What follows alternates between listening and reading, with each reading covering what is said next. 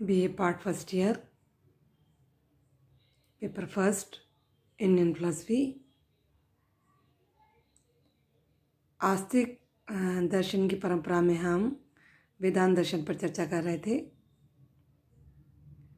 आज हम शंकराचार्य के ब्रह्म संबंधी विचारों की विस्तृत रूप से चर्चा करेंगे। पिछले लेक्चर में हमने ब्रह्मा की विशेषताओं के बारे में पढ़ा था। आज ब्रह्मा का अस्तित्व, ब्रह्म की सत्ता को सिद्ध करने के शंकराचार्य ने कौन कौन से प्रमाण हमारे सामने रखे हैं, आज हम उन पर चर्चा करेंगे।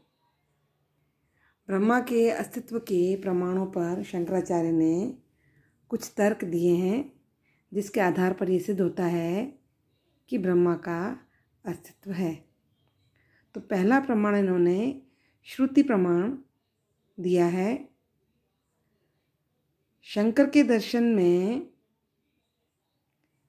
गीता, उपनिषद और ब्रह्म सूत्र, इन तीनों आधारों पर ही ब्रह्मा की चर्चा हुई है। इन ग्रंथों के सूत्र में ब्रह्मा की सत्ता का हमें वर्णन मिलता है, इसलिए ब्रह्मा है। तो श्रुति प्रमाण के आधार पर हम ब्रह्म की सत्ता को सिद्ध कर सकते हैं। दूसरा प्रमाण इन्होंने मनोवैज्ञानिक प्रमाण दिया।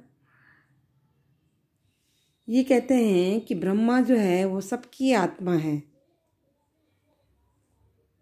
प्रत्येक जीव जो है अपनी आत्मा के अस्तित्व का अनुभव करता है।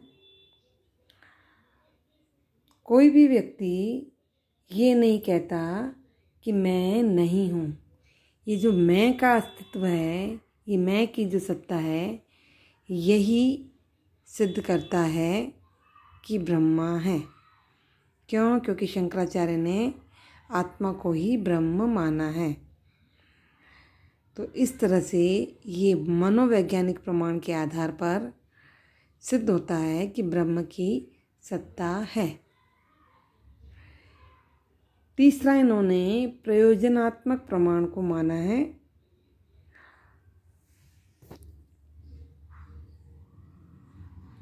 इसमें इन्होंने बताया है कि इस जगत में चारों तरफ हमें एक व्यवस्था, एक एकता और एक समन्वय दिखाई देता है। तो इस समन्वय का कारण क्या हो सकता है? तो इस समन्वय का कारण कोई जड़ वस्तु तो नहीं हो सकता। तो इस व्यवस्था को कोई एक चेतन कारण होना चाहिए। तो ये चेतन कारण जो है ब्रह्मा ही है। इसी तरह से इन्होंने चौथा पॉइंट तात्विक प्रमाण के आधार पर भी ब्रह्मा को सिद्ध करने का प्रयास किया है। ये कहते हैं कि इस पूरे जगत की जो उत्पत्ति ब्रह्मा से ही हुई है और जगत के आधार के रूप में ब्रह्मा की सत्ता प्रमाणित होती है। ठीक है। नेक्स्ट इन्होंने बताया अनुभूति प्रमाण। अनुभूति भी किस प्रकार की? अप्रोक्ष यानी प्रत्यक्ष, साक्षात, डायरेक्ट। ये ब्रह्मा की सत्ता को सिद्ध करने का सबसे प्रबल प्रमाण है। ये कहते हैं कि अप्रोक्ष अनुभूति के द्वारा हम ब्रह्मा को जान सकते हैं। यानी जब हमारी अनुभूति अप्रोक्ष रूप में विकसित होगी तो इस जगत के में जो जितने भी हैं द्वैत, वो सारे समाप्त हो जाएंगे और अद्वैत ब्रह्मा का साक्षात्कार हो जाएगा। तर्क या बुद्धि से हम ब्रह्मा के ज्ञान को सिद्ध नहीं कर सकते हैं। क्यों? क्योंकि ब्रह्मा जो है वो तर्क से परे है। इसे ही हम अप्रोक्ष अनुभूति प्रमाण कहते हैं। ठीक है। तो इस प्रकार इन्होंने इन 5 प्रमाणों के आधार पर ब्रह्मा की सत्ता को सिद्ध करने का प्रयास किया है।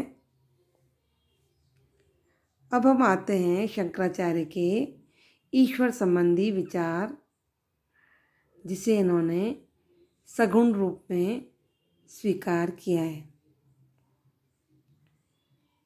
सगुण ब्रह्मा या ईश्वर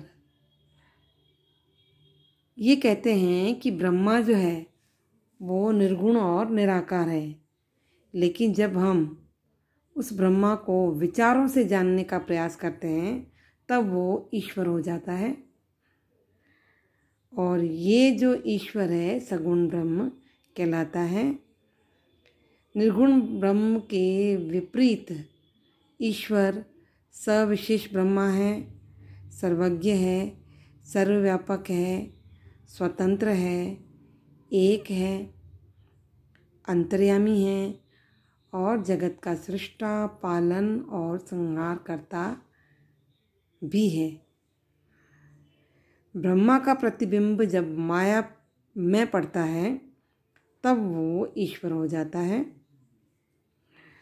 तो शंकर के दर्शन में ईश्वर को मायोपहित ब्रह्मा भी कहते हैं। ईश्वर माया के द्वारा इस जगत की सृष्टि करता है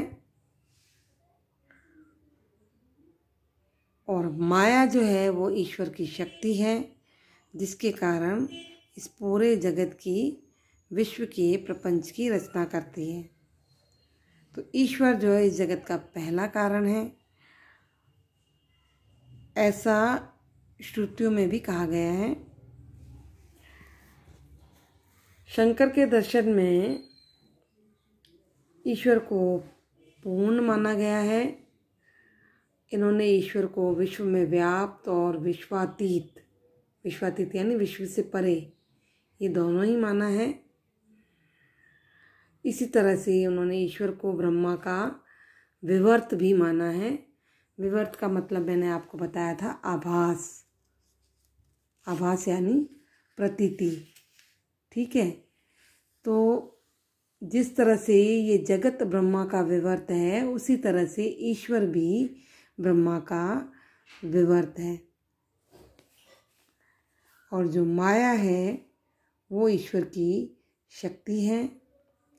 ईश्वर जो है उपासना का विषय है और हमारे कर्मों के नियमों का भी अध्यक्ष माना गया है। तो शंकर ने ईश्वर को व्यावहारिक दृष्टि से सत्य माना है, यानी व्यावहारिक जीवन की सफलता के लिए ईश्वर में विश्वास करना आवश्यक है। ब्रह्मा को किसी भी तरह से नहीं जाना जा सकता। ईश्वर ही सबसे बड़ी सत्ता है जिसका ज्ञान हमें हो पाता है। ठीक है, तो इस प्रकार शंकर ने ईश्वर की विशेषताओं का वर्णन किया है।